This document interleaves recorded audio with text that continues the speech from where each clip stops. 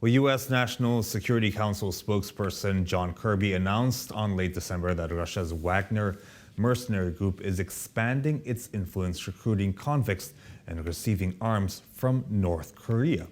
VOA's Gary Kianitsky and Anna Rice has the full story. National Security Council spokesman John Kirby says Russia's Wagner mercenary group, like Russia's military, is experiencing staff shortages and recruiting convicts. Kirby says Wagner Group boss Yevgeny Prigozhin has personally gone to Russian prisons to recruit convicts to fight on the front lines. It seems as though Mr. Prigozhin is willing to just throw Russian bodies into the meat grinder in Bakhmut. In fact, about 1,000 Wagner fighters have been killed in the fighting in just recent weeks. And we believe that 90% of those 1,000 fighters were in fact convicts. Olga Romanova is the founder of the civil rights group Russia Behind Bars. They are not interested in ideology, they were interested in freedom. They wanted to be free to act as they did while being part of a gang, being free from the prison setting, from discipline, and so on. Kirby says the Wagner Group's influence is growing. Prigozhin has publicly criticized Russian army generals multiple times for their strategic failures in Ukraine. Analysts say Russia's defense ministry has responded negatively to the Wagner Group's recruiting campaign.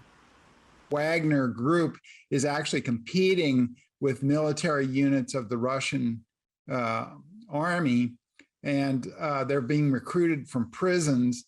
And so you think of prisoners as being rough and that sort of thing, but that doesn't necessarily mean they have good military training. It shows how weak the Russian army is. Retired U.S. Army Brigadier General Peter Zwack agrees.